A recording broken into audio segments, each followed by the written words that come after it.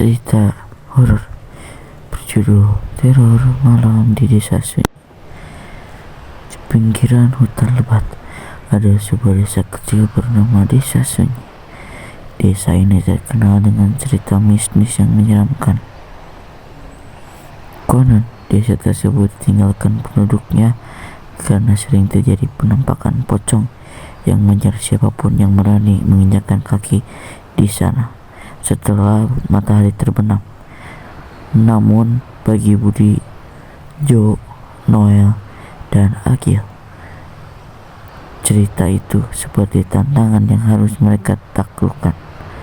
Mereka memutuskan untuk mengunjungi desa itu suatu malam, hanya untuk membuktikan bahwa semua itu hanyalah mitos. Awal perjalanan malam itu dingin dan gelap. Keempat sahabat berjalan di jalan setapak yang mengarah ke Desa Sunyi. Pepohonan di sekitar mereka menjulang tinggi seolah menutupi cahaya bulan. Ketika gue merasa kita gak seharusnya kesini, tanya Akil menggenggam senter dengan tangan gemetar. Karena lo penakut, jawab Jo sambil tertawa. Santai aja, kalau ada pocong kita tinggal lari. Noel menimpali. Mungkin kita bisa jadi orang pertama yang selamat dari desa ini. Siapa tahu viral. Namun Budi tetap serius. Dengar, kita cuma mau lihat-lihat, gak usah aneh-aneh. Kalau ada hal ganjil kita langsung balik. Ketika mereka tiba di gerbang desa, suasana berubah. Angin tiba-tiba berhenti berhembus, dan desa itu tampak seperti dunia lain. Rumah-rumah tua berdiri sunyi dengan pintu dan jendela yang sudah rusak. Suara misterius saat mereka berjalan memasuki desa. Suasana menjadi semakin aneh.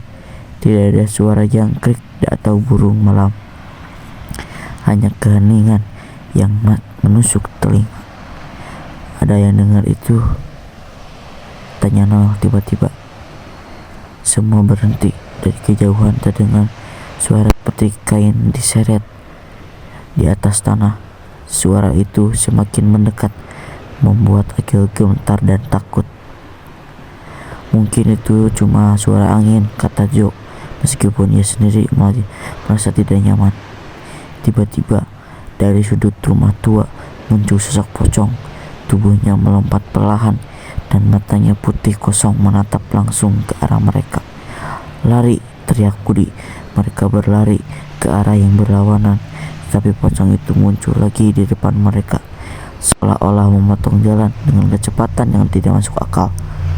Masuk ke rumah kosong. Dalam kepanikan, mereka menemukan sebuah rumah tua yang pintunya terbuka. Mereka masuk mengunci pintunya. Napas mereka tersengal-sengal. Apa itu tadi? Seru Akil hampir menangis. Budi mencoba menenangkan. Kita aman di sini. Pocong gak bisa masuk ke rumah kan?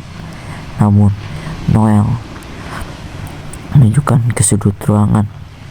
Ada kain kafan kotor yang tergantung di sana, seolah-olah seorang baru aja meninggalkannya.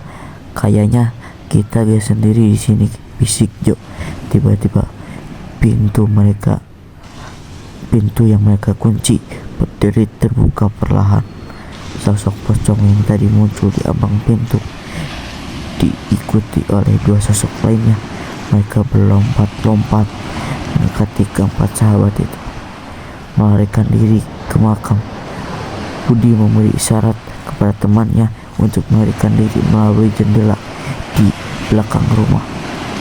Mereka berlari sekuat tenaga, tetapi tanpa sadar mereka justru sampai di makam desa. Nisan-nisan tua berjajar di sana. Beberapa di antaranya roboh dan tertutup, hilang-hilang. Ini pasti tempat asal mereka, guman Noel dengan suara gemetar. Joel menunjukkan ke sebuah kuburan besar yang terbuka lebar di tengah pemakaman. Dari dalamnya muncul pocong dengan tubuh yang lebih besar dari kain kapan yang penuh noda darah. "Kita harus keluar dari sini sekarang," teriak Budi. Namun sebelum mereka bisa bergerak, pocong besar itu melompat ke arah mereka, diikuti oleh suara tawa serak yang menggema di seluruh area pemakaman. Ritual pengusiran. Akil tiba-tiba teringat sesuatu. Gue baca di forum kita ngaji atau berdoa, pocong nggak akan mendekat. Budi langsung bertindak.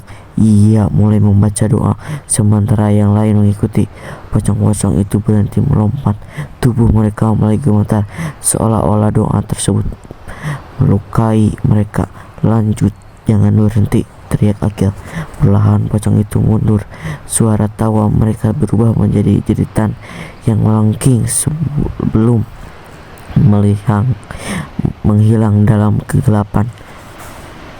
Saat akan kembali ke rumah, setelah suasana menjadi sunyi, keempat sahabat itu segera berlari keluar desa. Mereka tidak berhenti berlari hingga tiba di jalan utama yang menuju rumah mereka. Sesampainya di rumah masing-masing, mereka janji untuk tidak pernah kembali ke desa sunyi lagi. Gue gak peduli kalau dibilang menakut," kata Akil sambil tersenyum lemah. "Yang penting kita selamat." Keempatnya akhirnya paham bahwa ada hal yang lebih baik dibiarkan tetap menjadi misteri. Desa sunyi tetap menjadi legenda yang tidak mereka sentuh lagi. Namun setiap malam suara kain diseret masih sering terdengar di telinga mereka, mengingatkan mereka pada malam mengerikan itu. Tamat.